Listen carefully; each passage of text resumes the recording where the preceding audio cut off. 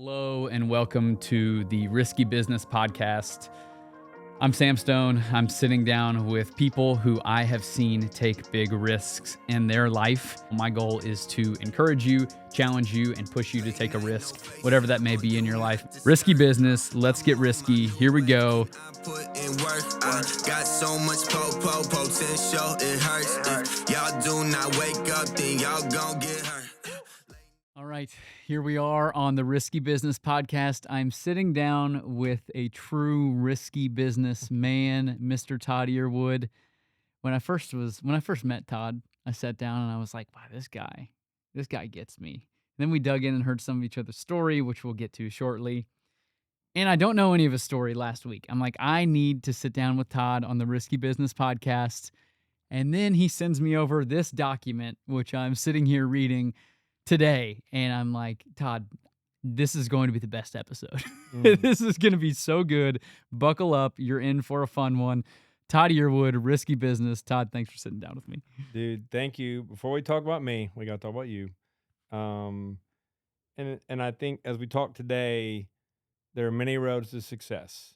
And I've found it's not linear. I've found most things I tried do not work. And so the first thing, though, is about you, dog. Like in the list of being successful in real estate, creating a video podcast about business and risk and life ain't in the playbook. This is not what they teach. It's not. And so really, I'm proud of you, man, for we hit it off on 100 levels very quickly. And while I've tried to encourage you when I see what you're doing on video, on social, I like it. I like you, of course, but I'm proud of you for doing this because this is not the linear path. This is not the direct way to get the most views for your listing and get the new, like, that's not it. And you see a broader picture. And I think, hopefully this discussion will cover some of that today is, the way you need to reach your goals doesn't always need to be this proven path everyone's taken. And, I'm proud of you, dog. Well, thank you. You're very kind. And it's kind of like, it's fun. People ask me, they're like, how do you have time for that? I'm like, it's the equivalent of sitting down for coffee with somebody for an hour. And I'd love to get coffee with Todd once a month and sit down and do this. We just happen to record it. And there's great podcast producers and right. Chandler and Cameron who are helpful out there with helping get the back end stuff. So that's right. It's a lot of fun. And it's, I selfishly learn more from my guests when I sit here and get to, no matter if there's a microphone or not, I would love to sit down with you, and you're more willing to sit down and talk about your companies if we can promote it to everybody else than if it's just one-on-one with me. So it is a little selfish. I enjoy it, but thanks for saying that. Yeah, dude, of course.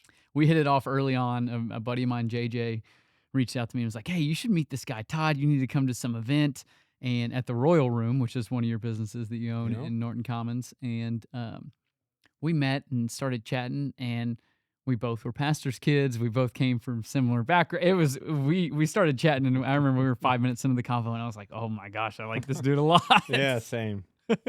Yeah, I think we did hit off being preachers' kids, and just and we talked about this, man. When you are, a lot of people know us as Dave or Greg's son. Like that's who we are to a lot of people, and all the benefits we talked about that come and responsibilities and expectations. And there's weird, kids react differently to that. And I just saw what you were doing professionally too. And as a guy that spent a lot of time trying to be successful personally and professionally, yeah, man, like I think it's benefited us both in big ways, to be preachers' kids and to be Dave and Greg's kids.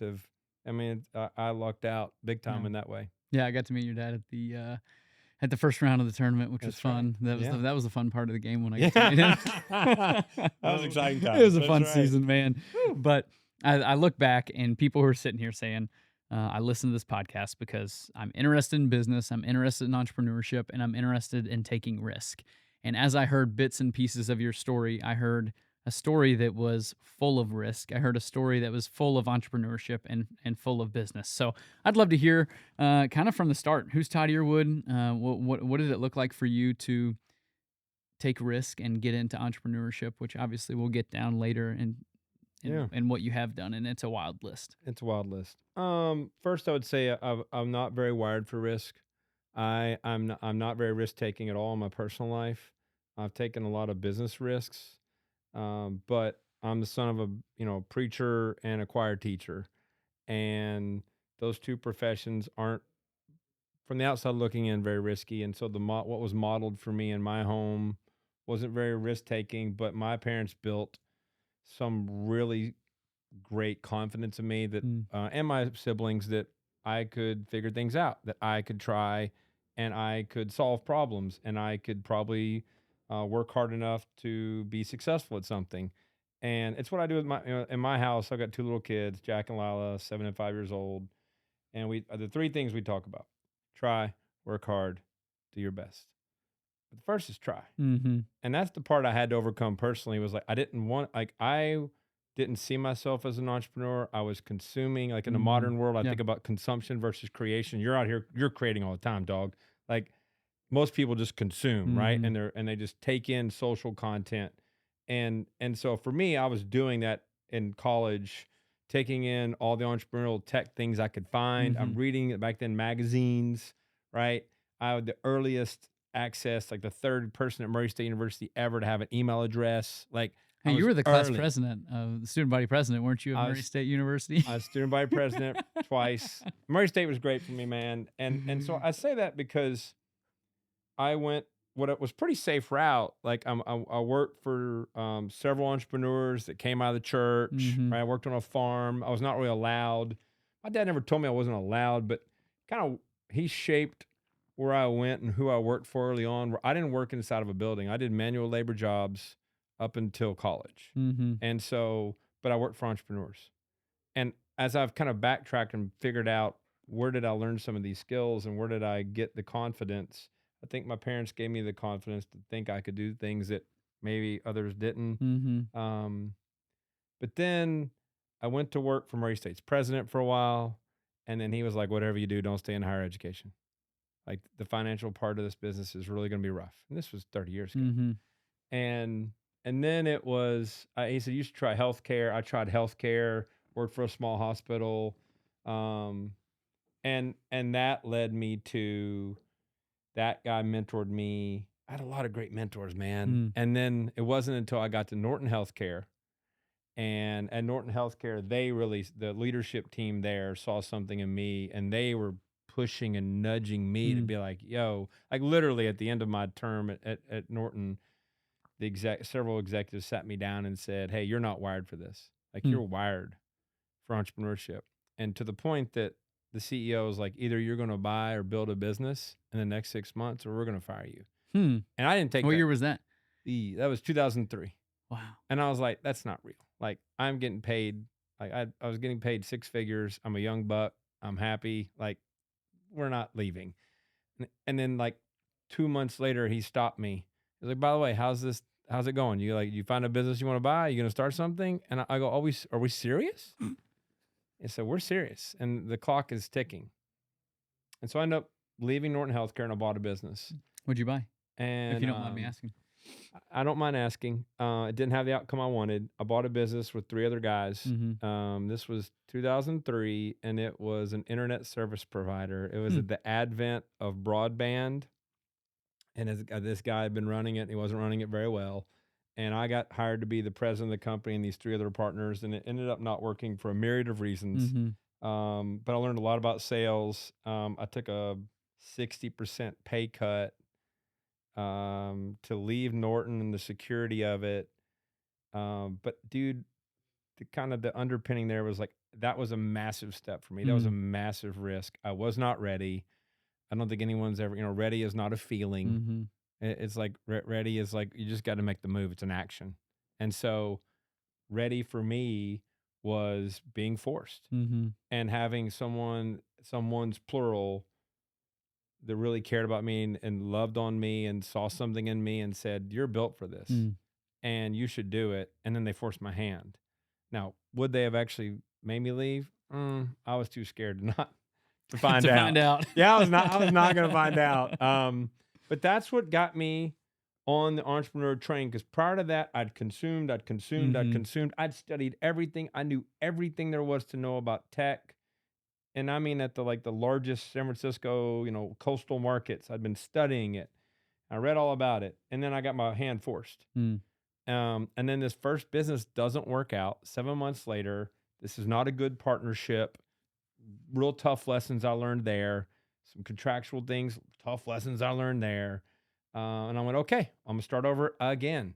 And so I was like, do I go back to Norton and beg my way back in? And I said no. And then rebuilt another and started building a business then. But that's what got me first into it. Because I don't, other people see my career and think it's risky, Mm-hmm. but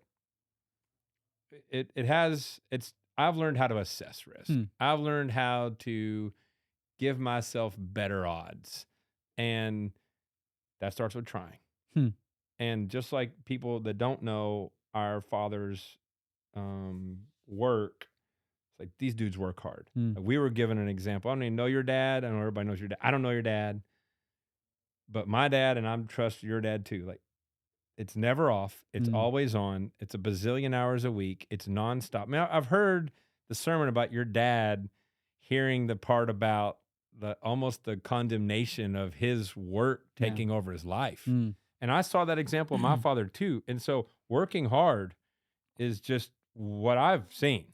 Yeah. And so I adopted that. And then I got to work outside with my hands and my body before I ever got at a desk. Mm-hmm. And these hands may be built for keyboards, but and dumbbells, and I think some other things too. But these hands, before I ever got to use these as an adult, I was shown the model of working Mm. hard and being driven towards something, and then I just figured out where to apply that. Mm.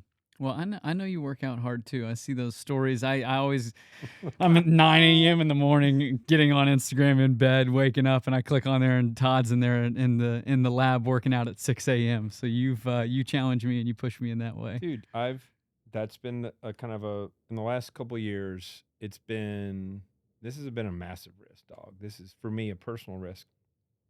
In the last couple of years, I sold my last company, and it was a good transaction. What type of company was that? That company was called Integrate IQ, and this is a little nerdy, but it was syncing like sales and marketing data to like the front of the house of the Mhm. business. So like how do we get customers to how do we fulfill what we sell? That may be something you manufacture, something you ship, maybe consulting services, but like this team's systems don't talk to this Yeah. team's systems. I built the plumbing to make those talk. Why? Because the guy in sales doesn't want to log in the financial system. He just wants Mhm. to report, make sure he's going to get comped.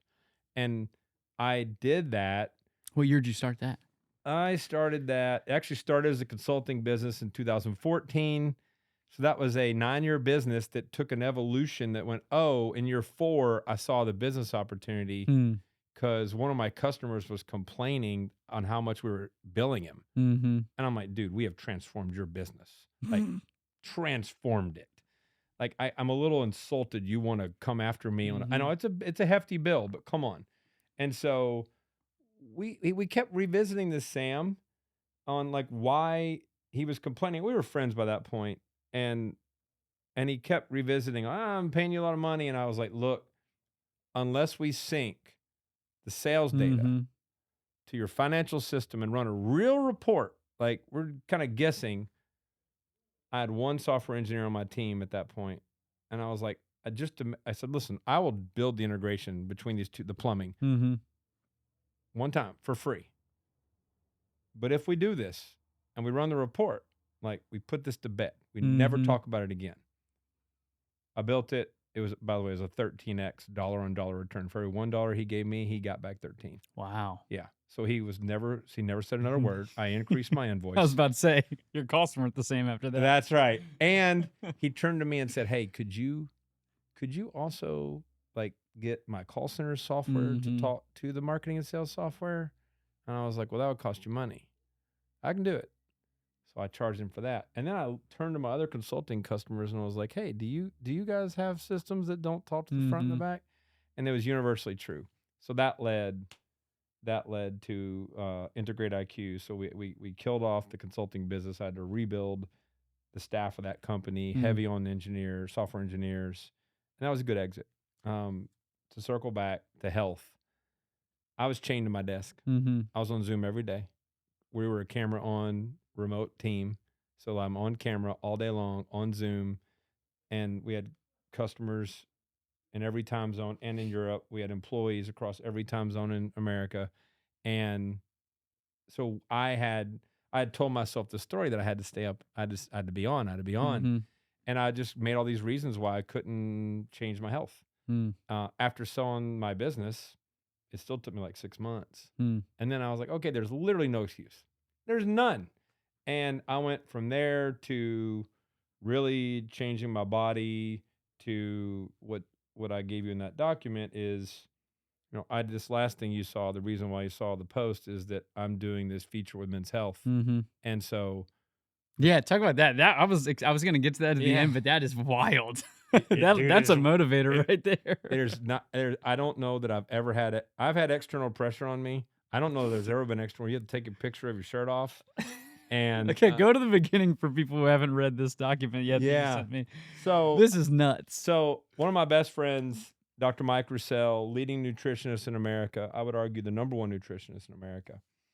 Mike and I have been friends for, I don't know, 6, 7 years. I talked to him every 36 hours. Like we were boys. And I came to Mike 6 months before my birthday and I was like, hey, I got a round number birthday coming up. Saying it's not 30. It ain't 30. It ain't 30, Sam. So what do you think I could do? Yeah. Between now and then? What could I do? And he's like, you can do anything. And I was like, I would need your help, but let me start putting forth more effort and I'll check back with you. And I put forth more effort. And then he starts designing my workouts, designing my nutrition plans. And then he said, hey, listen, I was in a meeting with Men's Health Magazine the other day, because that's who Mike is. And Mike, I'm telling you, like, this guy has worked with more celebrities and sports people that you and household names that go to Mike. When you want to get in shape, you go to Mike. And he's the best.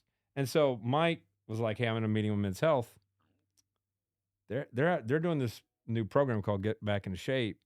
And I recommended that you do this. But you would have to do exactly as they say. I'll continue helping you on the nutrition side. And you have to take pictures of yourself before and after. And I said, how long is the commitment?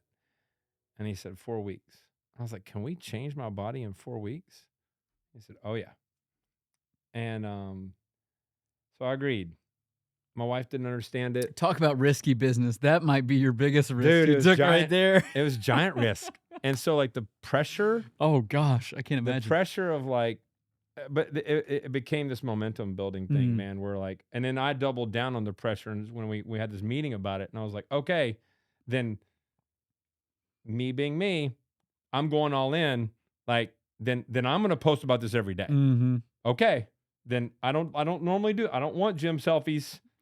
I'm not Cameron. I'm not deadlifting 6,000 pounds. Like, okay. But if I do this, then I'm all in. Yeah. And so I just saw a draft of the piece last week. And then that'll be published in the coming weeks. That was a great motivator, dog. But that was a personal risk. That was, I mean, I cannot understate the pressure. And I don't even know what pictures they're going to use. I gave them 30 pictures. Be honest, did you bulk up before the first pictures? Were you like, first picture, you're like, hold on, we can add some to this? To use the golf, I played it as it lies. Like, I just played it as it lies. It just is what it is. That's so funny. And I put in the work, dog. Like, I did exactly what. Oh, I saw it. I from just being friends with you and seeing it on, you look great too, Thank but you. I'm meaning just on social media, seeing it. It's motivating when you see somebody stick to it consistently too. And here's what Mike got me on, because I didn't want to do it, but I've also learned, speaking of risk in business, there's been several times that I've backed down from certain things that I went, not sure about that. I had a chance to do an article in the Wall Street Journal years ago, and I was scared because I thought that my tech company at the time could be beaten by somebody else, and I thought I had a little bit of secret sauce, and I thought if I exposed my secret sauce, somebody could beat me. It turns out that's probably not true, but matter of fact, I would have gained more, and so that's in the back of my mind. But Mike got me on this. Mike said, look, man, like, you're going to have, this is what got, because Mike and I are hardcore dads. So Mike's like, you're going to get street cred with your kid. You're showing your kids the right example, first of all. Second of all, the street cred with your kids 6, 8, 10 years from now, Mm.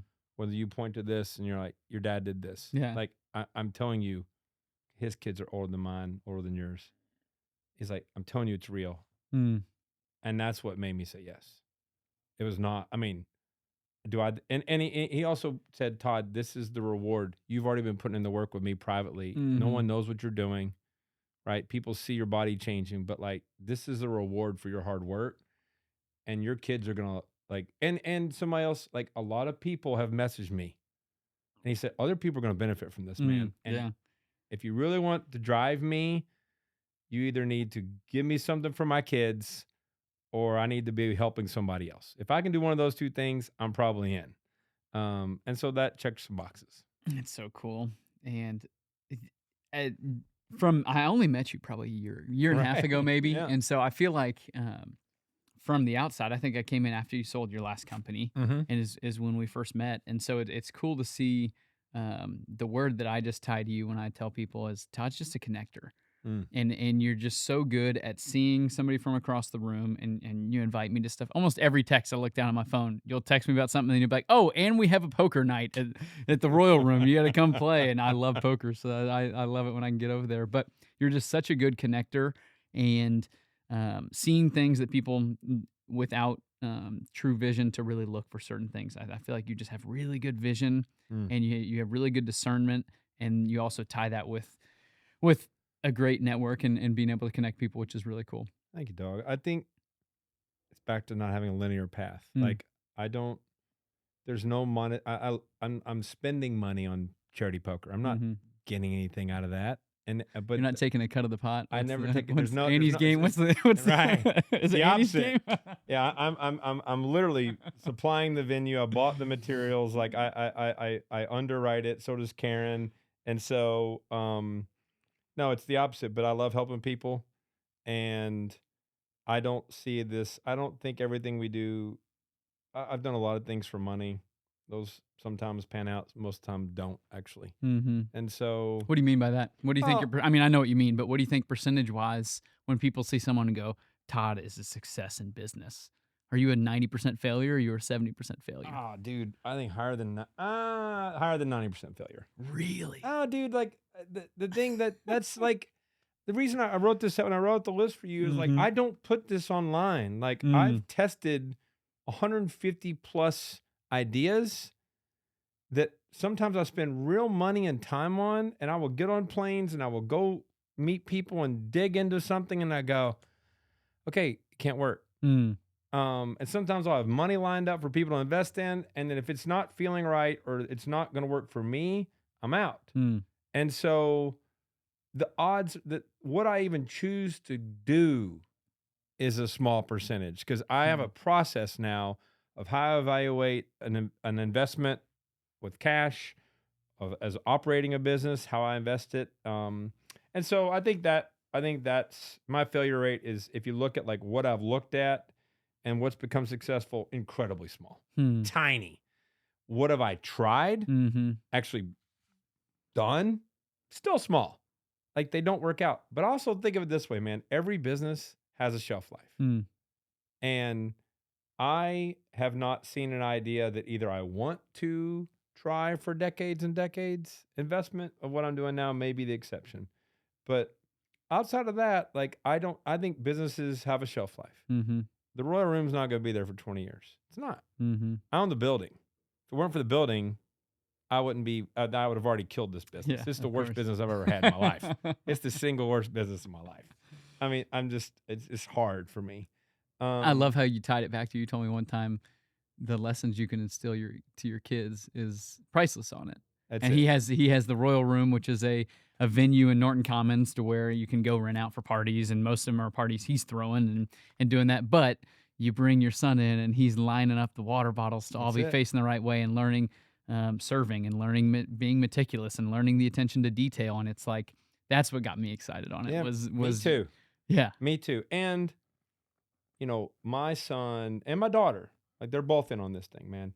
My son, he nailed it better than me in regards to the description of what is Royal Room. And he was like, he told Daryl Sweeney's kid Mhm. one day, we were all out walking, and he said, oh, have you been in the Royal Room? We should take you to the Royal Room. He said, I haven't been. what is the Royal Room? And he said, oh, it's a place that Daddy created for people to come together and have fun. And I was That's like, cool. yeah, dude, that's exactly what I built it for. Like, I legit, if you think about the community, right? The church is not a building, the church is the community of people. Mm-hmm. And I'm building a physical space for people to gather. Mm. And luckily, most of the time, it's not even a party, it's a business meeting, which I know really well. And those people are the best customers, and they're actually who I built it for. You're not having a keg party at the Royal Room.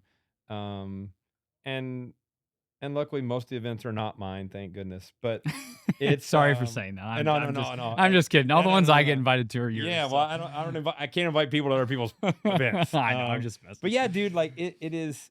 I did that. I did that. I had a lot of data. I researched that business model for like 10 years, by the way. I mean, my original data set I researched was literally 10 years old. Hmm. But I was shown a spreadsheet of what the building would kind of pencil out to be, and I went, "Oh, okay, I'll do that." And I had somebody I trusted with my builder who I've known since I was 13, Mm-hmm. and I went, "Okay, that's fine." And so we built a building. Like everybody did something weird during Yeah. COVID. We bought land and built a building. Me being me, I was like, "What am I gonna open a flower shop and like Yeah. make $800 a month?" No. Why not open a business? What's going to happen in COVID? We're going to get back together, and people are going to be together. That was my thesis. And then I had studied the business model of venues and co-working spaces back in 2014. And so I just don't share this out loud a lot, but I have a way that I evaluate ideas. And I think that's something that if you're willing to share a little bit on, it's easy to sit here and go, oh man, educated risk. Everybody says take educated risk. I feel like you have a true model behind how you can plan for an educated risk and how you can educate yourself in the way that, I mean, for me, I'm so much less down in the weeds business wise than you. It's like, you know what? Let's get my real estate license. You know what I mean? I can go make relationships with people. I can get people to look at houses online. I can be the one to answer the phone and go bang on doors wherever I need. Yours is, I feel like there's a true plan and assessment behind For sure. your madness. Yeah. So step one is I need information. And so I need to gather data that shows me a picture of what, not just like how big a market is, but what are the current opportunities to solve this problem? What are the alternatives that people have today? How are those problems being solved? I want to gather that data. I need it to be in Excel. Excel's my love language. And so I need it to be numerical and I don't need written documents. I need literal numerical quantitative data that can show me, okay, here's what people are looking at to solve this problem today. And then if that gives me enough hope and enough interest, I'll go to step two, which is like, well, let me just pencil out some, and by this point, I just have like templates upon templates that I can plug this into. So then I'm going to get into like, well, what would if I had to estimate, what would this look like to go grow the business? What do the cost structures look like? What is the upside? What kind of revenue model would I build with this? And when I say I don't like the Royal Room, I actually do like it. What I don't like is its non-recurring revenue. And as a tech guy who's built a lot of software companies, having recurring revenue and just waking up every month and the rock pile just keeps getting bigger and you just keep throwing little, that's what somebody taught me a long, long time ago. It's like, Todd, think of it as a rock pile. Don't be trying to move boulders over there. If you'll just throw little rocks every month, you just keep throwing rocks. You're going to look over there 6, 12, 18 months from now, it's going to be a big pile because they don't stop paying. If you got a good product and a good solution on recurring revenue, that's what I don't like about Royal Room. It's non-recurring revenue. I love the joy of having people in the space. I love the joy of having my children there. I was at lunch today and I saw the lady who's coming back for her second event. She's now annualizing her event at my place. That's awesome. I literally just saw her and her husband at lunch and they're so excited. And like, that gives me joy. Am I going to make a lot of money? No, but the business model I don't like. So just, I want to be careful about that because I do like the Royal Room. It's no, of course. You're a hard business connector. model. You're a connector of people Hard business model. and some things you do for different reasons. Yeah. And you're not doing the Royal Room to make a bunch of money, but it's nice to have a venue that you control that you then can have events and parties and bring people together when you Absolutely. want to. But there is a method, dude, collect data, build a model, and then test. Like Mm. I have studied, I continue to study what tech people call go to market. Mm-hmm. How do we market and sell a product? I have gone deep into that. I get on planes. I spend money. I used to track it. It's got to be north of $800,000 on on studying from other people. Um, Good night. and I do that. And like I was in Texas. I've been going deep on email newsletters. We can talk about that later, but like Mm-hmm. I've been going deep on that. And I found the person, like I just try to find the very, very, very best person on this thing that I want to know about. And then I will give them money. And I want my hand held, and I will pay the fee, teach me what this looks like now. And that helps inform this deep knowledge I have Mm. now about go to market. Mm-hmm. So when you give me a new idea, I've done my research, Yeah. I've penciled it out. Okay, how could we grow it? Because once I understand the cost structure, most businesses fail because they can't get customers. Mm. Period. Mm-hmm. Period. Like all these, oh, I want to build this and I want to paint the walls this and I want to do all this. Like none of that stuff Can't get them. matters. I tell people in real estate, I'm like, you can be the absolute best at knowing the contract, but if you can't get somebody to call you and say they want to use you, you never get to show off your knowledge of the contract. That's right. And it's so the same in getting people in your door. You know, you can have any paint color, but if they're not going to walk in the door, they never see the paint color. that's exactly right. So I think studying has given me a massive advantage. Just like studying business models, getting under the hood of businesses, doing all that research. I've refined it and refined it and Mm. refined it and refined it. And then you look up later and you go, well, and then I started doing investing almost 10 years ago. We have 100 companies in the portfolio. And so you get under the hood of 100 companies. We bought a company. That was a massive risk. We bought a company last year, a division of a public company, largest personal bet I've ever Yeah, made. I remember I saw your thing. It wasn't for sale. It wasn't for sale. Yeah.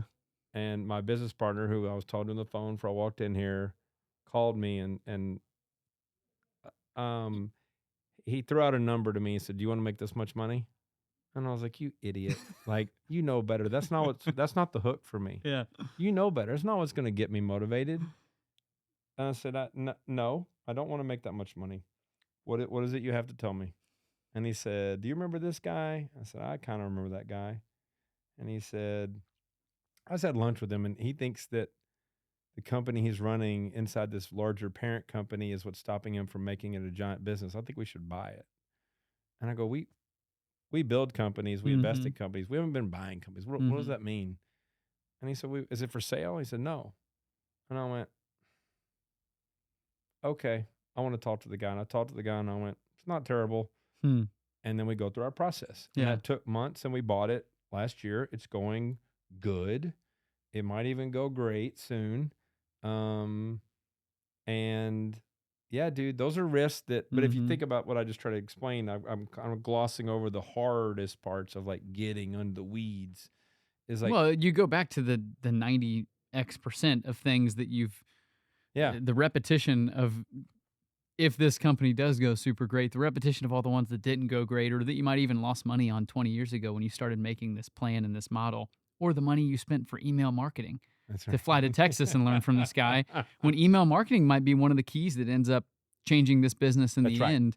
You can never tie, I mean, you mentally can tie it, but you can't tie back the knowledge that you earned from you being willing to risk funds to fly down and pay the number one guy in email marketing, That's right. and how it's going to transition every business that you line up with in the future. And then having, the other thing we do really good job of is like we bring in partners. So we're not afraid to partner with other people. We brought in some other partners, and one of those guys really didn't know me that well.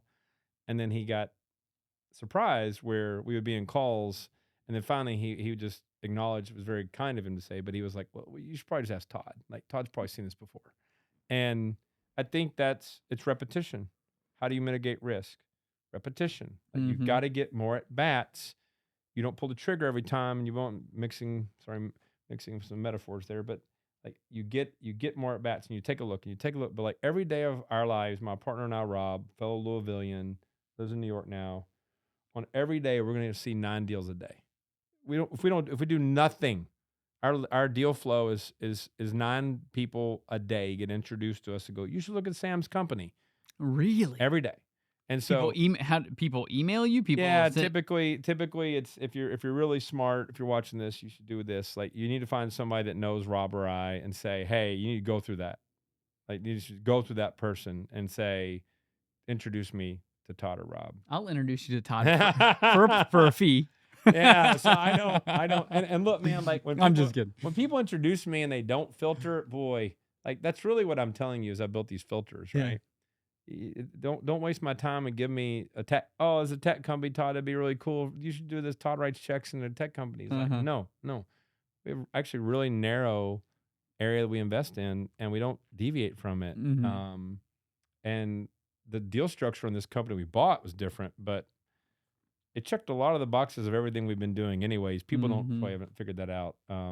We've done that in private, man. Like so much of what I've been trying and doing has been in private. I don't see the need to really be public about all Mhm. these things. I don't mind sharing, but that whole repository now of largely failures, Mm. scrapes and bruises, start stops, um, that's refined into this thing that's allowed me to give me a better chance of success today.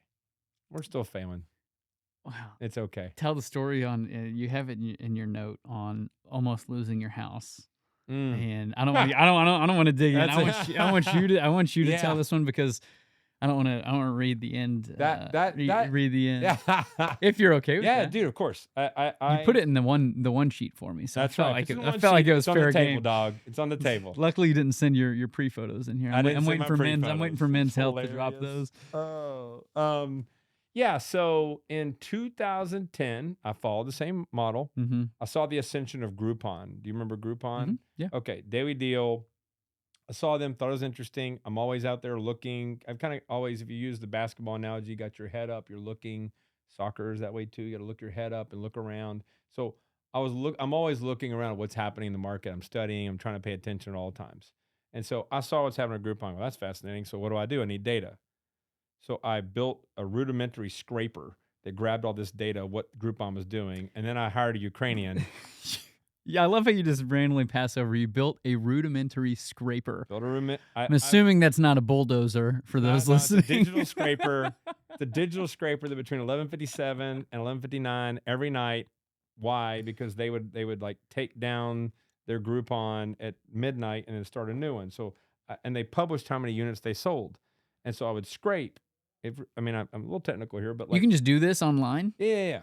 You can. And so I scraped all this data, threw This it. is why you're gonna make so much more money than me in life. Dog. Like I put it into my love language Excel, Oh. and then it got out of hand because they were opening so many cities. Well, that also surprised me. And so then Rob and I've been employing a guy in Ukraine for 18 years. And so I was like, hey, I need you to build this for me in all these markets. And now there's other people popping up in competition with Groupon. So that's what I did. And so I got the data, and the data said these guys are making money. And, fast forward a year later, the founder of Groupon's on the cover of Forbes magazine as the fastest business to ever be built to scale, excuse me. And so He I was was like, we'd early. made so much more if Todd wasn't scraping all of our stuff in the middle of the night. Let's hope not. Let's hope not. But dude, so I got the data, and then I went, okay, I did my numbers, and then what's the go to market? And I'd already built software. That's not on the list. I built software for the association industry. So think Greater Louisville Association of Realtors, CLAR, Mhm. right? I built software for them through another business I had, and I saw their needs. And so I took this and I went, I could go do Groupon with chambers of commerce, because chambers of commerce know the businesses in every market in America. Now I have to give up tier one. I can't go to the NFL cities Mhm. because that's not really where chambers actually are that impactful anyways. So that's what I did. I built a Groupon in the sales channel. What did I do? I went to Louisville GLI. Went to Mhm. GLI and said, hey, let's do this. Joe Reagan thankfully believed in me, bet on me, and said yes, where they get a rev share. They go out and sell the deals. We scaled that to 109 cities in 9 months, went from $0 to $1 million in revenue, and it was the most painful business I ever built. And before that zero, there's actually some months before that, I started investing Mhm. in this idea. I hired a little team. I'm paying expenses out to everybody else. I quickly exceeded my personal budget. And so as I'm looking at what's the largest expense, it's my mortgage. Mm-hmm. And so single guy, no kids, no wife. I stopped paying my mortgage. I don't pay partial. I just go to zero. I don't communicate this. Yeah. Not advisable. And so for 10 months, I did not pay my mortgage. They And let you go 10 months. 10 months. This is 2010. And so I then get the So letter. if you're listening to this, don't stop paying your mortgage for don't do 10 it. months. No. This is risky. So in 2010, and so then I get the letter. It was Mhm. U.S. Bank was my mortgage who held them. I think may have been Wells Fargo, but they sent me the letter. And the letter says like, okay, we're coming to get your house. You haven't been paying this. We're going to foreclose. And within, I want to say like 72 hours, I'd already had a lot of people. I could have taken worse terms Mhm. at like month 6, but I was so hardcore believer in what I was doing that I was like, I just need a little more time. Mhm. And now I'm going to get a ridiculously good valuation. And I'm going to keep all the ownership and control of this business. That's what I'm going to do. And it worked out. And the wire came in of like, I was like $800,000 or something was the first investor put in 800 grand. I think it was 800 grand. And I was like, whew. And I'd already recruited some board members. I went to my board chair and said, hey, dirty little secret here. I've not been paying my mortgage for 10 months. And he was like, what? I was like, I know. And oh, by the way, like I'm making sure everybody on the team is getting paid. Mhm. I didn't pay myself any Yeah. money. I'm eating scraps. I'm 2010, so that's 15. I'm 35 years old at the time. And it worked out. And he was like, okay, first of all, stop doing that. Second of all, like pay yourself 2 months of salary right now. I approve it, and take a breath and immediately give that money to US Bank. Yeah. And I did. And they didn't take my house. And here's the kick in the stomach. That ended up not being a success. Hmm. That business didn't work out. And I had a failed sale to a public company Hmm. 3 years later. And so all those bets, all that research, all the Yeah. scraping, all the best effort, fastest growing thing I've ever built. This is in your line of business, dog. Like the market shifted. Mhm. And I saw it because I've got my head up and I'm looking Yeah. around, and I told my board, oof, we're going to have to change the strategy here. But it didn't work out. Hmm. And I made like net far less than I should have. Like there were sure I could have done some things differently, but that was a big personal bet and it didn't pay off. Hmm. That was, I mean, absolutely at the end of failure.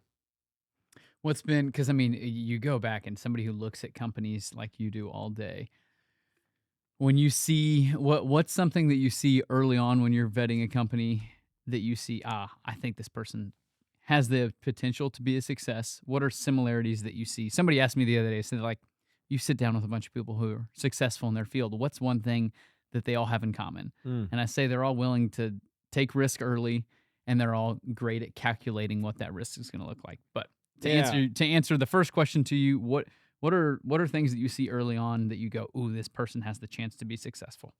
It's going to be how they think about, it's going to be how they think. Mm. It's not, I mean, the 3 business questions we have to answer, number 1 are, why is this a big opportunity that's worthy of dollars? Mm-hmm. Why are you the right people to solve the problem? And why now?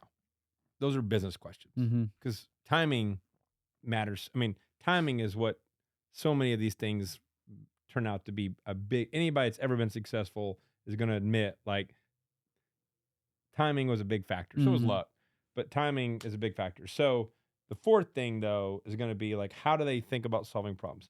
When we get into the weeds of and I only know how to do this through back and forth interaction, talking, right? It's like, okay, well, it's always not going to go to plan. So I need to understand how you solve problems. I need to understand, how do you think about growing this business? Have you thought through these things? If I'm provoking questions you're not ready or you haven't thought about, that's okay. I need you to come back pretty quickly with how you think about it. And the how you think about it is really the signal that we think about on how you solve a problem. Like, that matters. That's a way to assess it. Some of our earliest investments, they talk about, you're bet on the jockey, the horse, the business being the horse. You're really picking the jockey on early stage companies. You're really betting on the person. Yeah. Because whatever they are doing, is not going to be whatever they say is not the plan. Like, Mm-hmm. think about your career. Has it gone exactly to plan? I don't even have to. The answer is no. Yeah. Did everything you thought you were going to do work? No. And so what do? You have to adapt. Yeah. Like, how are you going to handle this? Do you have the grit Mm-hmm. to change? Like, do you have religion and feelings about the way to do it? That's a red flag for me. Like, unless you are betting giant bets, Hmm. that's actually an interesting way to bet on somebody too, is like, wow, they really have conviction on this. Mm-hmm. It better be a big outcome for me. Hmm. Otherwise, I need you to be blocking and tackling, adaptable, thinking through how you solve problems. Hmm. Surprising? Yeah, and it's interesting. I think the critical thinking mindset is interesting. But because that's the one thing I feel like you can't see on a spreadsheet. So when you say you look at 9 businesses, I'm looking for the error similarity pieces is first. yeah. It's a straight your filter. Yeah. Like, you're just looking and going, nope. Like, we've had to refine our investment theses, and like, if it's not in one of our buckets, Mhm. we're already out. Yeah. We're already Makes out. sense. So, So like, by the time it gets to that's we're the getting big into the our first large investment in this new fund. We had interest, couple good Zoom calls. The guy did the smart thing, was like, hey, I'm going to be in New York on this day. And I was like, cool, Rob lives in New York. I'll come. Let's sit down. And we had coffee. We already felt good about him. And we'd done a lot of diligence on him and the previous investors. And we were done. Like, that day, like, Rob, we would know each other so well. We've known each other for 20 years. And I was Yeah. like, yeah, we're going to back Brad's business. Like, Hmm.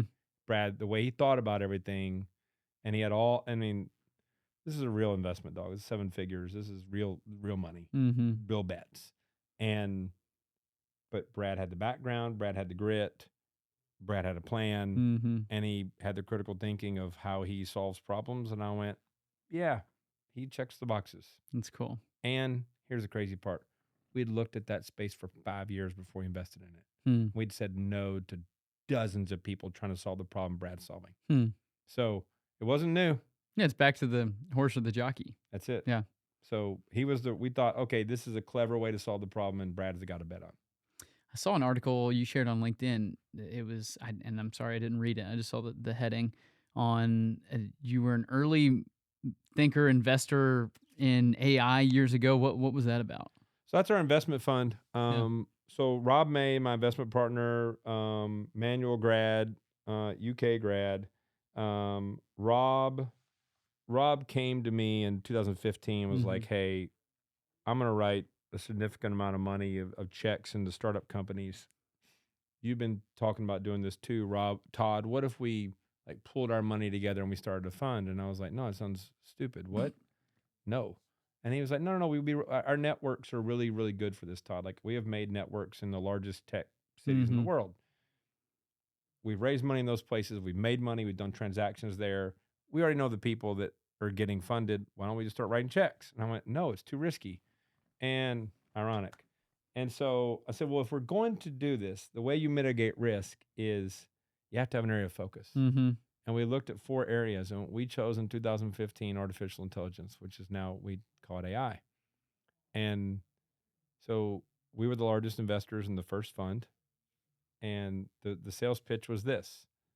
If you didn't, What was AI in 2015? okay, so first of all, AI has actually been around for decades. I know it's hard to believe Okay. it because it really didn't become prevalent that the household, of the world didn't understand AI until ChatGPT.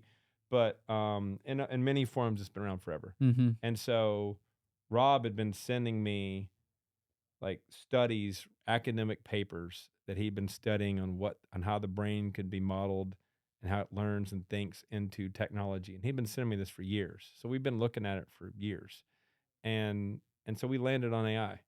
And so since then we've invested in 100 AI companies. That's what that article was. That's what we invest in. You invest in 100 AI companies? That's the only thing we invest in now. Really? Yeah. And so, yeah, that's it. What and the name of our fund's called Half Court, because again, we raise money from people that have backed us and really made money with us before as operators. We let no one else in the fund. It was like, if you give us money, we're going to lose it. You're not going to get any money back. But we put in some thresholds that they get a lot of their money back before we touch it. Like, we're going to really go all in on this. But you're probably going to lose your money. So if you want to do it, This was when did Half Court start? 16. Yeah. And so 100% of the people we asked gave us money. 100%. You're going to lose your money, but we might be right. We might not. Turns out, still going. Pretty good at it, I think. And so yeah, we did that, and immediately we went, and this is the other thing I would say about mitigating risk is I'm just not afraid to ask for someone to teach me or to help me or to learn from somebody. And so there were 3 really prominent tech investors that gave us insights that we go, hey, we don't know what we're doing. Mm-hmm. It's okay to say you don't know what you're doing. And one guy told us, specifically told Rob, who related to me, Josh Koppelman, First Round Capital. Josh was like, you want to get deals? Write checks. Because most people don't ever write check. They just talk. Mm-hmm. You want the market to know that you're here to write checks? Write checks. So we just came out blazing. We wrote 53 checks. We invested in 53 of those 100 companies in the first 30 months. We had no staff. We have no infrastructure. And oh, by the way, we're both CEOs of software companies while we're doing this. But it was part of our workflow. We're not afraid to take on more work. Try, work hard, do your best. We're not afraid to work hard. Yeah. So, yeah, man, we and the word got back to the other 47 companies. These guys are investors. They're willing to write a check. They write checks. We're helpful. We don't screw people over. We're fair. We dig in and help you. I've also been studying all these things. So Rob, I'm probably the most technical person in most rooms. Not when Rob's there. Mm-hmm. Rob's very good on go-to-market. Unless I promise I'm there. you're the most technical person in this room. Yeah, dog. Well, it's okay. It might shock you as a listener. There's only 2 of us in this room.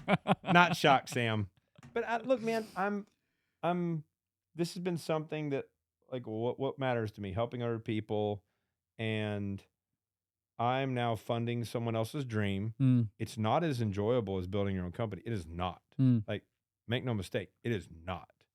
I'm at a different stage in my career, though, man, where I'm very good at this. I'm very good at helping these companies. When you put me on your board, the other board members recognize, like, okay, and Rob too. I mean, it's not me, but us, we're very helpful. And you have us on your team, like, you're going to increase your odds of success. And we're not scared to work. Like, there's a lot of people that are scared to work. We're not scared. And we were possibly recruiting another partner, and that guy emailed me Friday night, and I had a 45-minute call with him on Saturday. He's not afraid to work. And it doesn't mean every day, all the time, no, not having work-life balance. It just means it's going to be hard, and it's going to be unclear, and your best laid plans are probably not going to work out.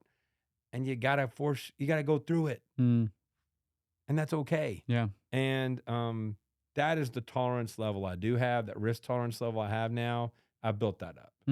It's not going to work. So when you call me and tell me bad news, it's okay. I'm planning for it already. I already knew. Yeah. Yeah. Congratulations. You're here. I think back to, I try to always, when I sit down in this, because it's easy for me to get carried away in a conversation just with you. I think back to the person listening to this who has not started something, who is sitting there, and I've had that. This podcast doesn't get 10,000 downloads an episode, which might shock you. Not yet. The goal is to get there, but I've had 4 or 5 people separately reach out and say, I was challenged by something a guest of yours said, and I'm taking a big risk, and they told me what it was. I had a lady ran into me and told me, I had never listened to a podcast before in my life. I saw your podcast. I've listened to every episode and loved it. And I think, as I think of people listening to this, what is your, combined with all your wealth of knowledge in every field, every company you've looked at, what's your biggest piece of advice to somebody who has never started something and who says, I'm never going to be as technical as Todd, or I'm never going to be this or that? Yep. What's your biggest piece of advice to them wanting to be a business owner one day? Yeah, I think it's probably not one line summary, but in short, it's solve a problem and how you want to discover that. There's a lot of ways to do that, but find something you want to solve a problem for. And so if that's in the restaurant business, which I have not done, thankfully. But we want to think about, hey, this part of town doesn't really have this kind of cuisine, or I think I have a new spin on it. Like, you're solving a problem. Like, number one, find a problem you want to solve. And number two, like, how do I test? How do I test to find out what I even think to be true is true? Because my mom's going to tell me my idea is good. My friends are going to tell me my ideas are good, and they are not a sustainable revenue stream. And so we're going to have to get out of our house and get out of our comfort zone and talk to other people. And a buddy of mine, his wife just launched a new business recently. And she did all these things that I'm going to buy this equipment. I was like, yo, you actually don't need to spend a dime. What you needed to go do is make sure people are willing to pay you. And then I would start collecting money as fast as humanly possible, whatever that looks like. And if that's going, I'll stick with food because we all have to eat.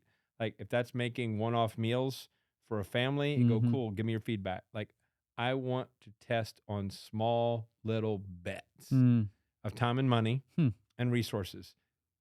That's mitigating risk. And it's validating you have a chance of success.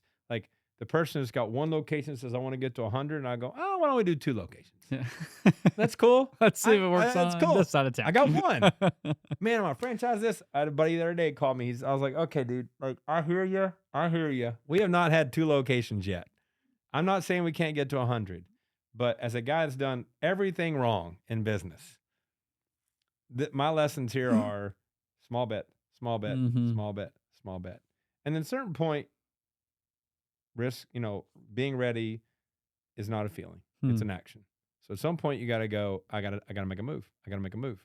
I just want to make small bets. And those small bets of risk, that's when I was telling you my process here. All I'm doing is mitigate small bet, a little bit of time, a little bit of time, a little bit of time. I feel like you're one of the best I've observed from afar at mitigating risk. We'll sit down at something and you'll tell me about the email thing you talked about before. And it's like, oh yeah, I just hopped down to fly down and learn about email newsletters. I'm like, why is Todd learning about email? Why is he so invested in learning about email newsletters? And it's like, it's a small risk you take, and probably it was bigger on what you paid to go do it, but it's going to help you forever. It is. And so that's what we need to meet about email newsletters after dude, this. I got you, dog. To do. I got you. We've got one for AI in our firm, and I've got another one coming out for Louisville now. But I'm telling you, you've got to get out of your comfort zone, and you got to talk to people, and then we got to find a way to get some early transactions. And so keep that bar way down low. And I mean, as simple as like, hey, Venmo me, like charge somebody for something. Hey, Venmo me, give me $10. What I'm making the numbers up, right? But don't be afraid to charge somebody for something, because someone telling you they're interested in it is very different than getting, pay with your wallet. Like, show me with your wallet that you're interested in this, and pre-sell the fire to this thing. And as a guy that has not done that time and time again, and even with this latest thing we're building with the newsletter, I've ruminated and iterated on this idea so many times that I went, this is silly.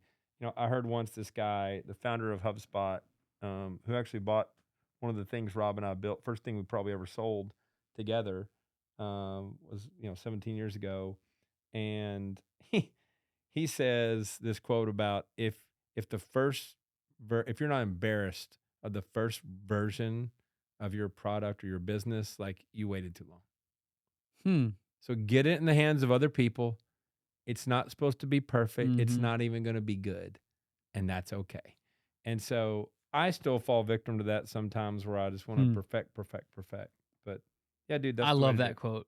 That's me. I'm like, you know what? What's the worst thing me posting this video out can do? That's right. Nothing. What's the worst thing it can do? Nothing. And if it's bad, Instagram won't show it to people. It's perfect. If it's not a great video, the algorithm kicks it back out. Well, and I've sent you some DMs on this, man. When I see you do certain wild things, I was like, yeah, this is cool. Like, more of that. Like what you did there, more of that. Like, that was aggressive. Like, I don't even know, because I can't see the view count, but like that feels like that has chance, as you and I both know on video, wildly different business there. It's not always predictable what's going to hit. So what do you need? You need more repetition. Well, and you're very kind and you're encouraging, and it's fun, because I enjoy the video marketing side of things. Awesome. And it's fun to dig in and kind of see from the user side of, you went back to producer over consumer. You kind of hit on earlier, Yeah. and my goal for this year was I want to be a producer, not a consumer. That's right. And people will be like, "How do you post on this many things?" I'm like, because I try not to sit there and scroll all night, and I can scroll for an hour and provide no value to anybody, or I can work on 3 different posts in 3 different ways and provide value and evergreen content that's right. going to go in to where somebody could be listening to this in 2028, hearing about it, hearing That's about and being encouraged by your business. And if we can provide evergreen content that somebody could listen to this at any time and have value added, as long as we don't talk about the date and all those things on it. That's right. But That's right. yeah, I think I honestly we could sit down here and talk about it for hours. I feel like you said one thing I wanted to hit on is how you mitigate risk. Practice, study, network, and teach. Hit on those all, Yeah. and especially the network and teach, because we've done the practice and study a little bit. Yeah. Hit on those Studying's a little bit for important. me. Practicing's repetition. Study. I've told you I've spent a lot of money and time doing that forever. Network. So I've heard some of your guests talk about this. My network's your net worth. Like, that's not really it for me. It's like, I am going to give and I don't need to receive, Mm-hmm. and I'm going to pour into people and I'm going to try to add value, and I'm not going to ask for something. Mm-hmm. There's a lot of people that in my network that I've never asked anything of. Mm-hmm. And that's probably how I was raised or wired or something. But I think the network part is, and I got away from this kind of my last business, where the way that thing was built, remote team, selling everywhere, Mm-hmm. wasn't Louisville, didn't have any Louisville employees. Hmm. Had an office, got out of that and all that, but I totally changed when I saw this business opportunity. But the network, I got away from that network. And so when I sold that, it's also why I started doing, like, Royal Room, but like doing more events. That's why I text you today, like, here's a new event I'm doing. Mm-hmm. Like, I think getting people together is something I personally find joy in. And, you called me a connector. I think a lot of people can be a connector. I think I stay in communication with my network. Mm-hmm. Oh, you do. And You do a really good job at it. I make touches. And this becomes part of what I would call my workflow, Mm-hmm. right? It's just part of what I do. I find time to go to the gym. I find time to do stuff with my kids. I find time to post content. I just have to it's designing my time. Like, Mm-hmm. this idea that we don't have time is not true. You're choosing to do something else instead. Mm-hmm. Me connecting to other people is something I care about. Right now, I keep this list of, I'm not great at it. I'm actually not. Like, I've got 32 people have asked me for a meeting right now that I have not said yes to. Oh, wow. And I can't. Thank you for sitting down at this. Yeah. Well, I want. God, I probably shouldn't have said that out loud. I'm so sorry. Yeah. But I want to do so much, but back to my workflow of what I can say yes to is, like, I invest in my network, and then I try to weave in as much as I can with my priorities. Mm-hmm.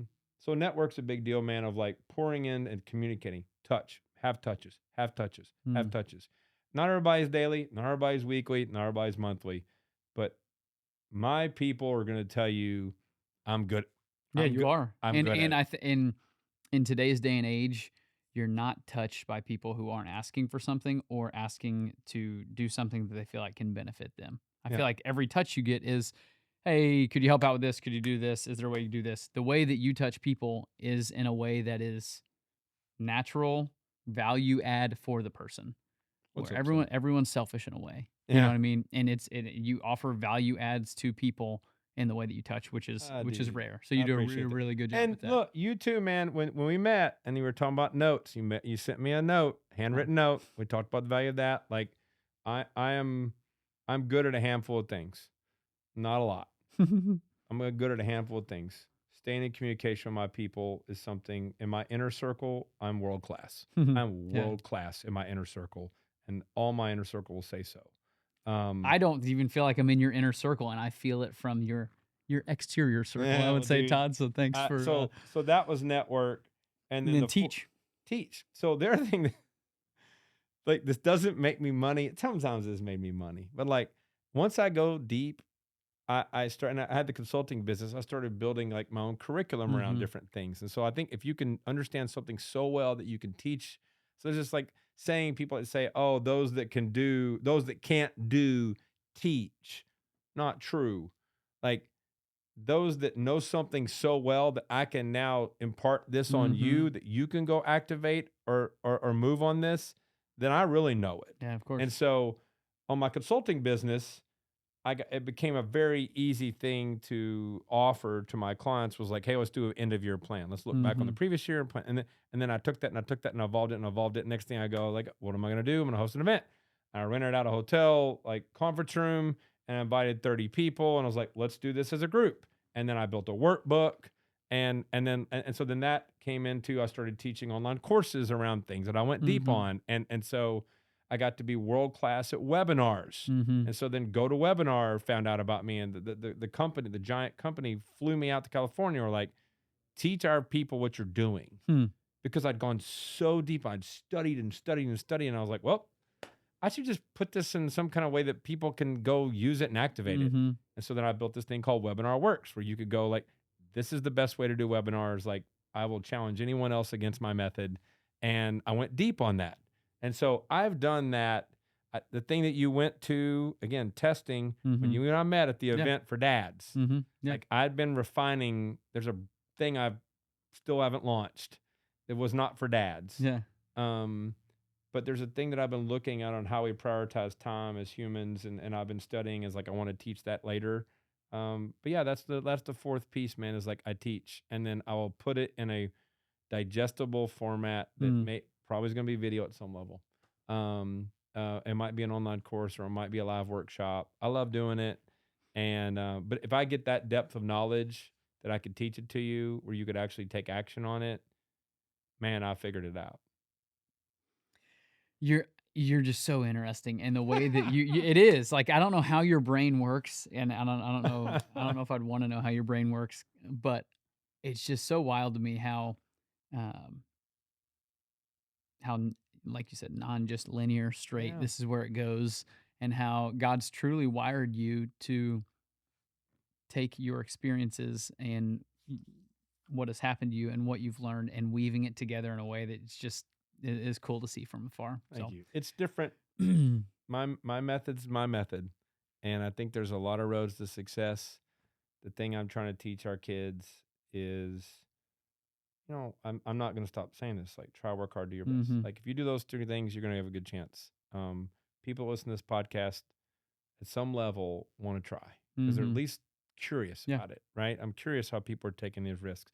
The stuff, not paying your mortgage for 10 months, like taking off a shirt and having Men's Health, take pictures, like those things are At least it wasn't the ESPN body issue. We'll go Men's Health is a little better than that one. Oh yeah, I don't know, man. Like I think of it this way, dude. Like I just, how do you mitigate risk? And I've done so much of it through just trying and trying and trying and trying, and it's mostly not worked, and that's okay. And I think being comfortable with failure is something you got to get to, and I still hesitate on it in certain ways in my life too. But I've got ways to make myself comfortable with it, and there's certain ways we all hype ourselves up because we all have bad days, right? I do several things in that regard that goes back to my inner circle. Like, I've got the best dudes around me in the world, and like I have that strong foundation around me that on my darkest day, I've got other people that are going to pick me up and support me and believe in me. This is another helpful. This is something I started doing recently. I love this. There's a Apple Note. Someone had suggested I wrote this. I was doing what you're not supposed to do, Sam. I was letting the algorithm tell me. And it says, good things are always happening to me. And it's just an Apple Note now that I write. When something happens, like almost daily now, guess what? Pretty much cool. Every day something good happens to me. Yeah. And last week it was my son, when he opened the door, ran and hugged me. And like literally ran to me.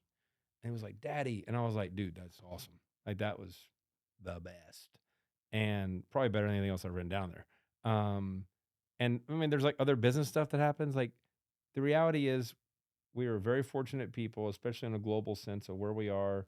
God's given me a weird set of gifts and skills, and I've been trying to figure out for a long time how to use them. And you've gotten a lot of ways to get me to talk about these things I don't normally talk about today. But I like it. Dude, well, thank you. Seriously. I know there's going to be people who are challenged and also encouraged to say my path to entrepreneurship might not look like what everybody else Okay. is. And I think you're a perfect example of test, test, test. Take your data, learn it, and you don't fit the prototype of every entrepreneur, and you can still be a successful entrepreneur and say, "Here's my model, and here's the way I do it." So, That's right. thanks for your time. I look up to you a lot, and Thank you, Donald. thanks for staying in contact with me and being kind to me and letting me giving me your time. So, I have one ask for you. oh, I'm down. Yeah. What do you Okay. got? Unless it's me taking a body image Yeah. shot for I can't promise. I will No, carefully. I sorry, will carefully. Chandler. I will carefully say I will listen to it. Yeah, this will be easy. And if Chandler and Cam need to cut this out, they can cut this out. Here's the trade I want to make. I'm Mhm. happy to do the podcast, but I've started doing this with the podcast I go on. Mm-hmm. I need you to look at that camera, Mm-hmm. and I need you to tell Jack and Lila Earwood,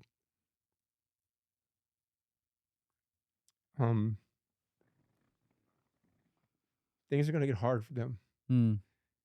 And the trade I'm having is I'm getting smart people like you to get on camera and tell them what can they do to get back on track when they get a setback. And I need you to look in the camera and tell Jack and Lila Earwood what they can do, because that's what I'm doing. That's what I'm about. I will do anything you need. Jack and Lila, you have a dad that loves you a lot, and you have a dad that cares for you, and he's been so good to so many people.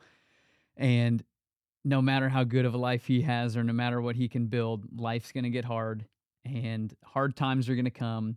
But lean on wisdom your dad has instilled in you. Lean on the people that he has put around you, and lean on God's word, and lean on what the Bible says. And whenever you listen to this, if you ever do listen back to it, times are going to be hard, but lean into your family, and lean into those who love and care for you, and trust what your dad says. He's a smart guy. Thanks. You're the man. Love you, Appreciate dude. it. Thank Love you you. too.